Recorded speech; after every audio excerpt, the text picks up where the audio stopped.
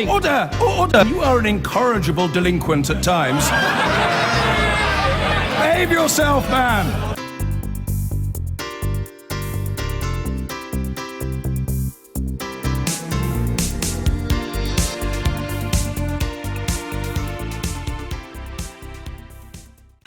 Now, Jeremy Corbyn has struck a deal with the Scottish Labour leader Kezia Dugdale, allowing the party in Scotland more autonomy.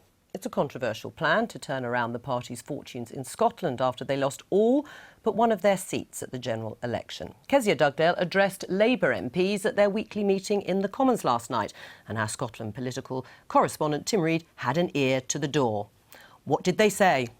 Well, she certainly got polite applause at the beginning of her address and at the end. There were some questions during it, though, from MPs who were concerned that autonomy for the Scottish Labour Party may mean that the united Labour Party, the Unionist Labour Party, comes to an end. She says that is not the case and that this is about devolution and not division of the UK party. There were also questions from some MPs about the policy diversions that this may mean in future. For instance, on issues like defence, the nuclear deterrent for one, and taxation, which is another issue, which may, in the end, mean that Scotland and the rest of the UK Labour Party have different policy positions. Now, the MPs who emerged from that meeting did not seem entirely convinced that they had heard everything that they needed to about this. But Kezia Dugdale's pitch to them was that if Labour's fortunes are to be turned around in Scotland in time for next May's Scottish elections, that she needs more autonomy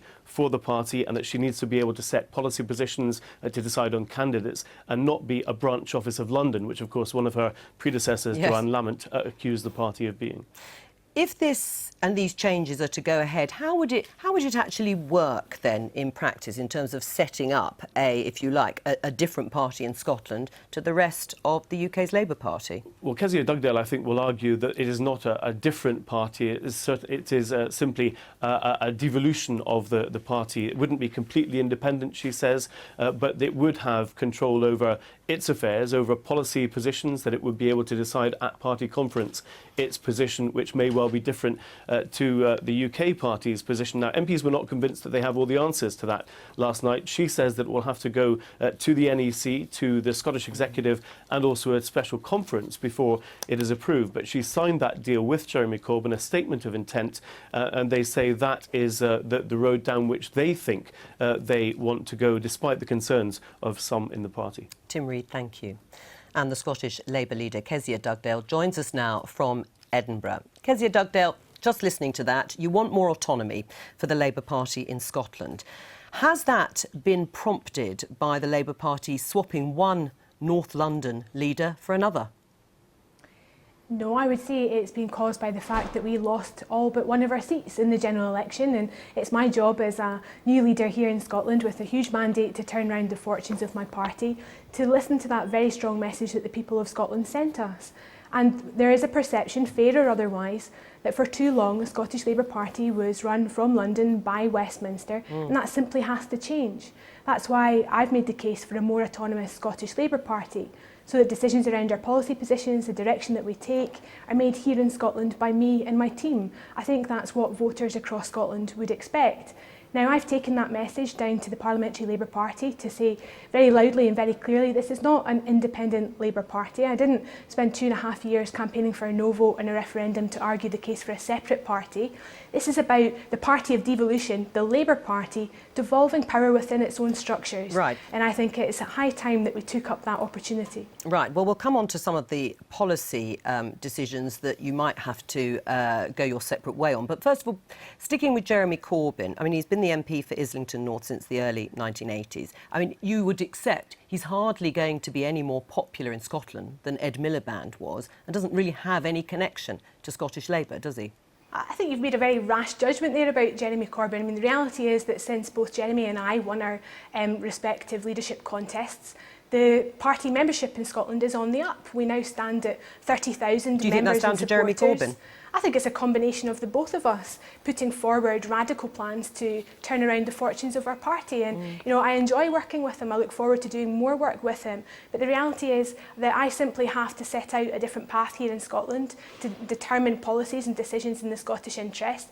That is about strengthening the UK Labour Party, actually. You know, Tim Reid's package there referred to the strong difference between something which is an act of devolution and something which is viewed as division. This is entirely about that principle of devolution, the idea of getting more power into Scotland so we can determine our own fortunes here, and I think that's a thoroughly good move. Do you agree with your predecessor, Joanne Lamont, that Scottish Labour has in the past been treated like a branch office?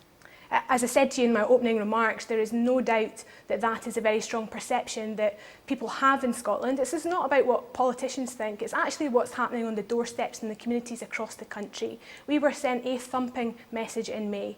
We have to get that message, we have to reform and renew our party. Now, I won the leadership election here in Scotland with 72% of the vote, with a mandate to do exactly this, to make a more autonomous Scottish Labour Party. But my mandate is much broader than that. I also promised to re-democratise the party, and we go into our conference this weekend with a really lively programme to do things a bit differently. I'm excited about that. I'm also excited to lay out my radical platform for how I intend to transform this country. Right, but let's talk about one of the policy issues, because what happens when you disagree with Jeremy Corbyn, John McDonnell, for example, on a policy over a non-devolved issue, on Trident, for example? What happens then? Well, as I've just said to you, I have a mandate from the party membership here in Scotland to re-democratise our conference, and I am welcoming the prospect that there may be a debate on Trident at our conference this weekend. Sure, but what happens if you end up with two different policies? Come the next general election, Sure. Voters electing a Scottish MP are faced with a Labour candidate who will be standing for a party with two different positions on a key policy. How does that work? I do understand your question, and I've faced this a number of times over the past few days. Forgive me just for saying that you're focusing in on a hypothetical here, which we may face 4 or 5 years down the line, but let me answer your question very specifically. We are going to create the space for our party membership to have a debate on this particular issue this weekend. Should it be the case that in 5 years' time, hypothetically, that we are in a different position from the rest of the UK party, then like many other countries across Europe that operate a more federal type solution, there'll be a process for working through that. This is not new in terms of being a concept. We will have New the for the procedures Labour in place. Party. Well, we will have the procedures in place to work through that. Now, I signed a statement of intent with Jeremy Corbyn yesterday about the direction of travel, a relationship between the Scottish Labour Party and the UK Labour Party. There is now, I hope, prospect for a debate across the whole of the UK Labour movement about what happen in Wales, what might happen across England and the other parts of the country. The end point of this, of course, would be next year's party conference, where any rule changes might take place. That's Yes. 11 months where various stakeholders, if you like, MPs, MSPs, All right. party members, unions, can come to the fore and talk about how we might want to resolve the very rare occasions where positions might be conflicting. OK, well, you say they're rare occasions, and you say you've got time. That is absolutely true. Did you put pressure on Jeremy Corbyn and John McDonnell to change their position on the fiscal charter, for example? That's happened. I spoke to them, yes, I put forward my views on that issue. I don't profess to say that my view was the one thing that changed their mind or took them in a different direction. But you did say to them, and I paraphrase here, something like, you know, probably quite rightly, that if they didn't change their minds, it would be explosive as far as you were concerned in Scotland, and the SNP would make hay. No, I didn't use those words. I did make the case for why the Labour Party needed a very strong anti-austerity measure, one which Jeremy Corbyn and John McDonnell were very warm to. That will be of no great surprise to you. But can Except also it wasn't their position, though, was it? Well, originally? you know, there's a few machinations around that, and it wasn't exclusive to the Labour Party. The SNP have had 3 different positions on the Charter of Budget Responsibility. But let me put it to you this way. I have regular conversations with colleagues and friends across the whole of the Labour movement. I'm in direct contact with Jeremy Corbyn and Tom Watson and the rest of his team all of the time. We are part of the one party, the one movement. We are determined to turn around the fortunes of the Scottish Labour Party and to build a Labour Party that's fit for the future. I see that as a massive opportunity. So but the principle of devolution must apply here. You say there'll be only rare instances. I mean, which areas of policy do you think you'll need the freedom to disagree with the National Party? Well, look at the example that we're going to face in the next few weeks around tax credits and welfare reform. Very soon we'll know what degree those powers are coming to the Scottish Parliament, but I would like to be in a position to set out the ability to use these new powers and design a welfare system, a security system in Scotland that protects people here in Scotland based on their needs. Now, I will have the freedom to do that. That's a thoroughly good thing. But when you Likewise, you disagree with the leader of the Westminster Party, how will Scottish MPs vote in Parliament? Well, I've just talked you through this, Joe. I've said that this is an 11-month process where we will create the space to work out how we will work through these processes where there might be a conflict. But the principle is an incredibly sound one. Okay. This is fundamentally about devolution. And if I just point out to you, the Labour Party's had differing positions on education for 16 or more years now. You know, we have different policy. These are devolved issues. It's really where these things are. The principle's the same. Yeah, though. well, it is different if you've got a non-devolved issue. But I mean, looking at your predecessors as leader of Scottish Labour, not been easy. Wendy Alexander, Joanne Lamont, Jim Murphy. They presided, would you say, over the party during a period of decline. What makes you different? Well, look, I understand how big a task there is ahead. I wasn't, unaware of that when I put my name forward for this job, but I love my party and I believe that it has a bright future. I think the values of the Labour Party are as relevant now as they have ever been. The big challenges and the opportunities of the future can be realised by Labour values, and that's why I put my name forward for this job, because I want to turn around the fortunes of my party.